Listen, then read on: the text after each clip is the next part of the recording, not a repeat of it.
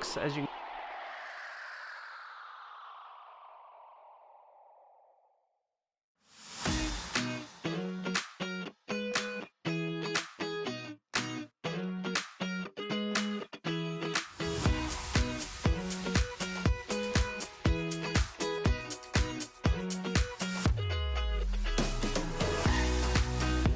Hey guys, welcome to another PKR12 video, and we are doing the unboxing review, which is a little bit late because I did get this back in 2021 of the PS5. So let's get her out of the box and see what we get. So first thing we get is the accessory box here.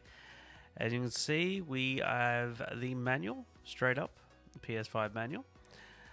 We have a little thing that's underneath here, which is actually the HDMI cable and various other accessories. We've got our controller here, and of course we've got our power cable here, as you can see. So here is the PS5 controller. We'll grab it over here. You can see the analog sticks feel really good. The buttons are very clicky. So really good piece of controller right there. And let's now compare this to the PS4 Pro controller. We no longer have the thickness that we used to have, obviously, well, the thinness in this case. It's a larger, very larger controller, the PS5.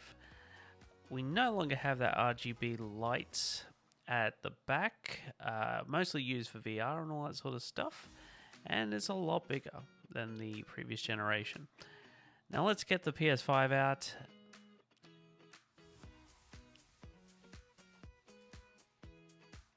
and get this thing rolling.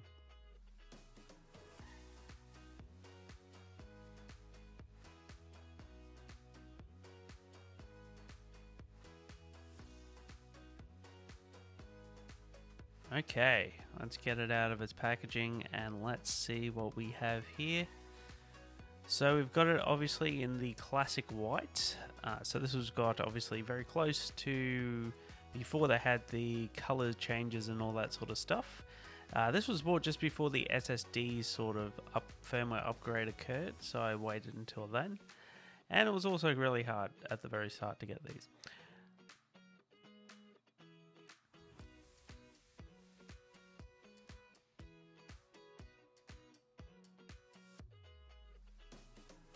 But there it is in all of its glory, and let's have a look at the ports here. So we've got our main USB 3.0 ports, we've got our Ethernet and HDMI and power cable. So let's install the SSD.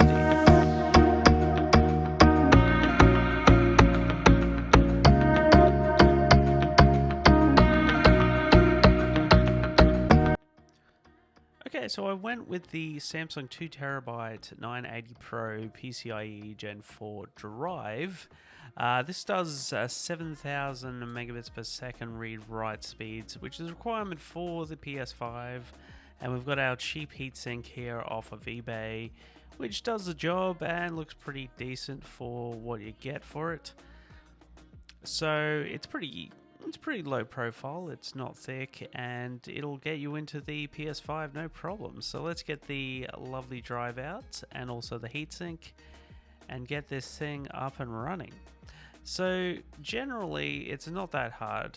This particular kit had everything we needed. We put thermal pads on, we stick it in. It's really tight and you may be forced to think you're going to break it, but as far as I can tell, as long as you get those two sections in properly with both thermal pads, it does work really well. So you've got to put our thermal pads on there, and then we just got to stick everything on here. So the process is not as hard as you think, but you might think it's wrong because it's a really tight fit trying to get that thing in there. But as far as I can tell, as long as you get it centered really well, the screw thing on the side there needs to come out a little bit, as well as obviously plugging in, and you just got to push it down as hard as you possibly can. Don't think about actually breaking it because it won't actually occur until you click it in. And then when it's in, that's what it looks like, people. That's exactly what it looks like. So let's put her into the PS5 and then we'll be golden. Alright, so taking apart the PS5 is not that hard. Everything is pretty straightforward. It's really just taking off the screws and not breaking the case to get it off. You just got to remember which way that actually comes off and don't actually break it. So you're on the disc side obviously, and you want to be able to pull that casing off. In general, the process wasn't that difficult. The biggest hurdle was basically getting the thing off. You just need to get the heat thing off, and then all you have to do is put the little screw thing on top there so you got the same measured drive. So you can stick that in, sticks pretty snug, and then you just put it down and just put everything back together real quick. Overall, it's a really quick job to put it in and put together, probably less than 10 minutes. And then you put your stand back on and then we're all good to go. Alright, so now that we have our SSD in, we want to move all our stuff over. So it was really quick. I took all the apps that I wanted to put on there and much more. And I actually went and copied all that stuff and moved it over to the SSD. And yeah, it didn't take that long, really. Even though it does take a long time in general for a lot of other drives, this one was actually pretty fast. So I didn't have a lot of things to begin with, since it was only like 800 or so gigabytes that you had available. So once that was all finished, I was able to then say, okay, let's put some more on there. So, this is my PS5 fully set up with the 2TB drive in there. So I managed to squeeze in about a good 2TB of games. So it was about 80 or so games I was able to fit on that drive. So we've got a decent amount of PS5 and PS4 games, as you can see right here. So there's a mixture of also PSVR games, but for the most part, we got most of it in there.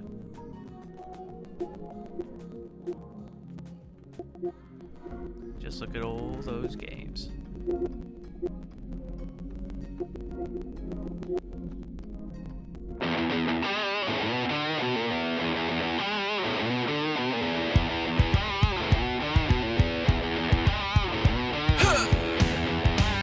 Okay guys, so we're going to be testing out a bit of the PS5 gaming performance, and we're going to be seeing how this rolls. So I'm recording this obviously in 4K through 30 frames per second, so we are going to be pretty much playing most of the games in high fidelity mode.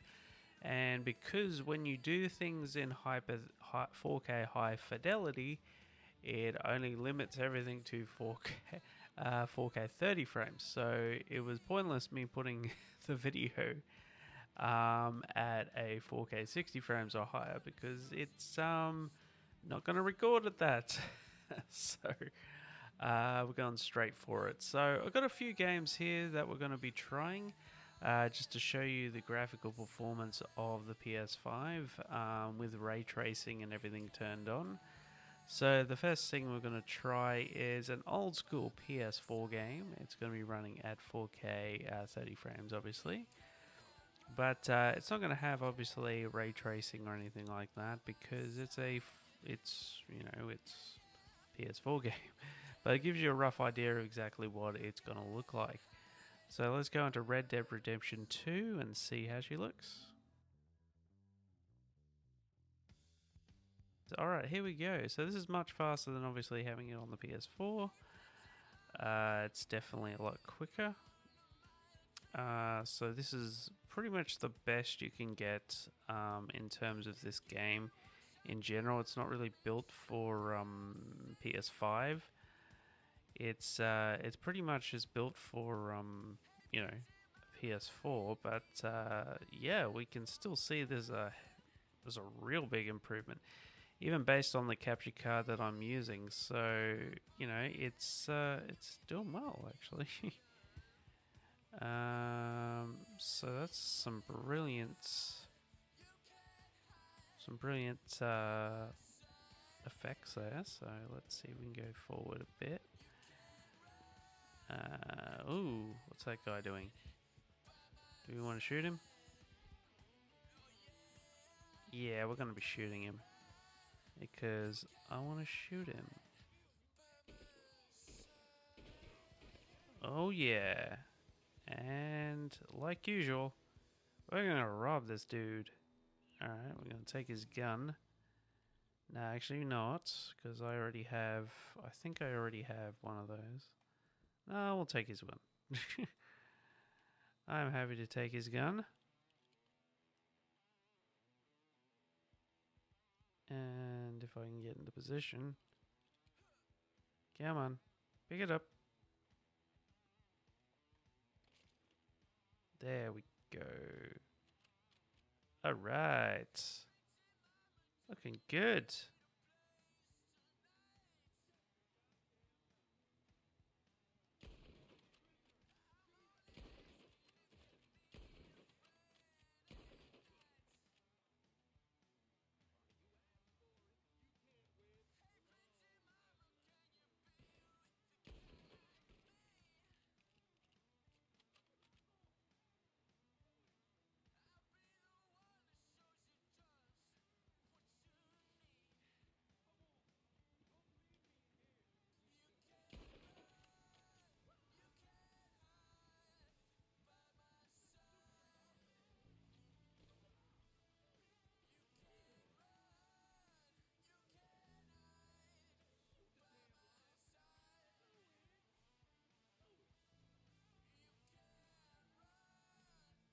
How do we shoot the lock? Do we just shoot it?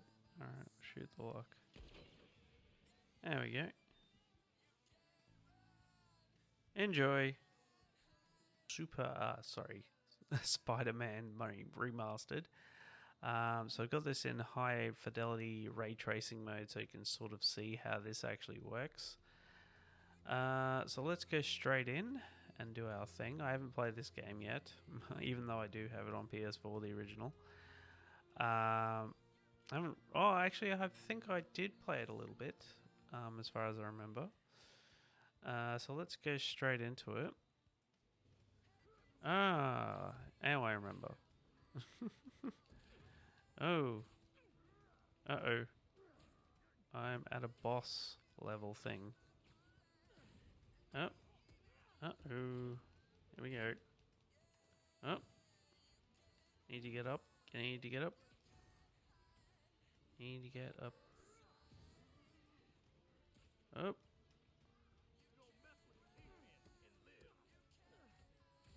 Up. There we go. Let's see if we can heal. Alright. There we go.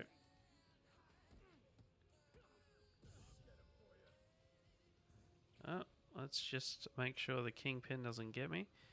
But yeah, we got ray tracing on this. We got 4K fidelity. This is basically what we're looking at.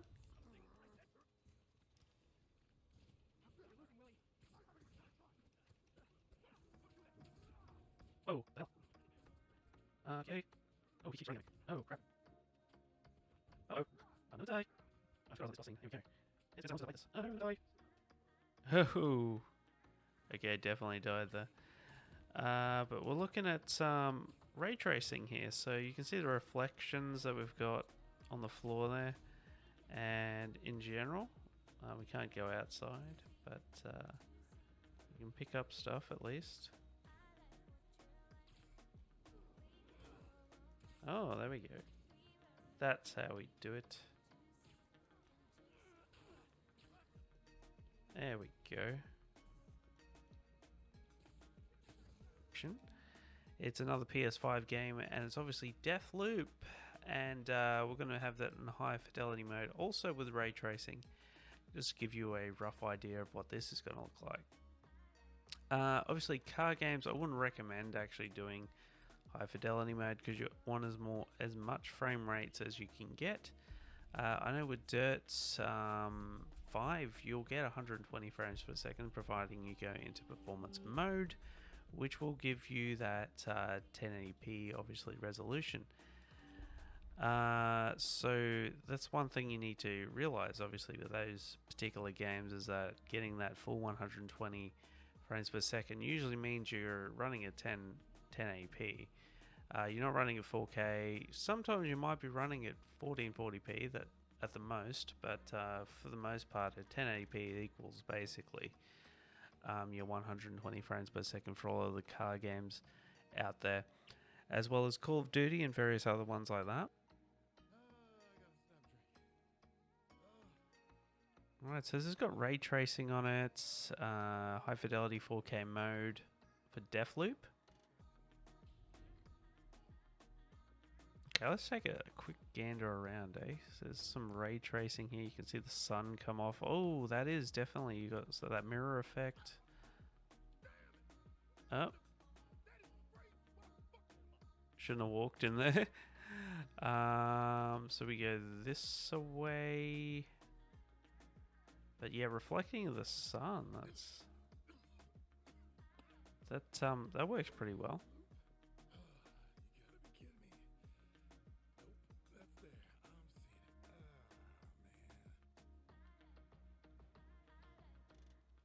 Okay, let's get up. If you're not familiar with Deathloop, it was one of the launch titles, effectively. So let's go up here.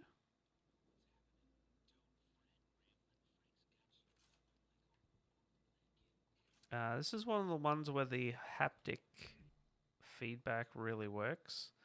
On the PS5 remote, it's actually really realistic in terms of the way you shoot and the way you do everything like that.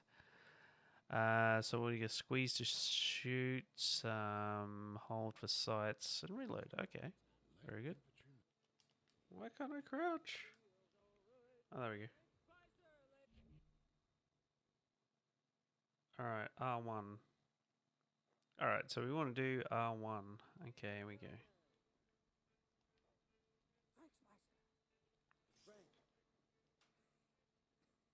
Alright, here we go. We're gonna machete this guy.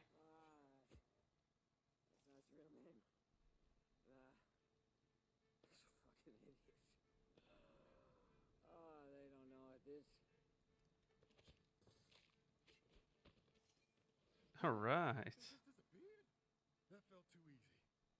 Well, that ray tracing looks really nice.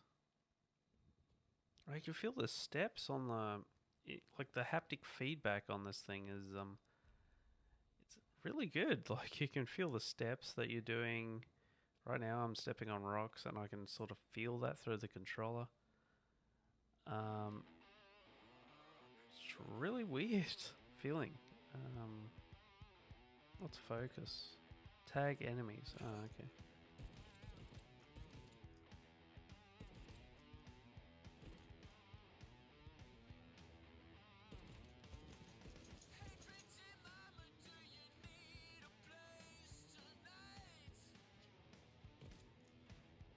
Come on. Oh.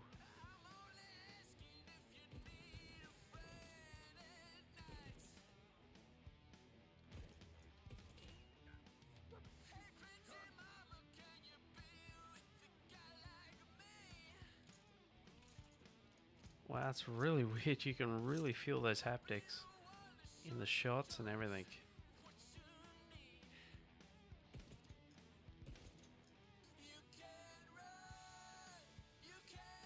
Come on.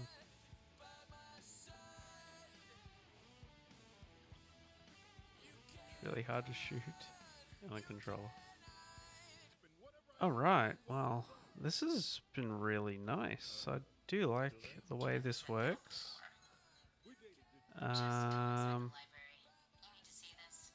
Yeah, it looks really good. It's pretty nice for a PS5 game. So this is pretty much what the performance is going to be if you're running at high fidelity mode with the ray tracing up and running. So yeah, I hope you guys enjoyed this so far, and for a review so far on this PlayStation, it's been pretty sweet. So we've got our SSD in there, and performance-wise, I'm very impressed with it so far. So obviously, the next time we do this, we're going to see some obvious.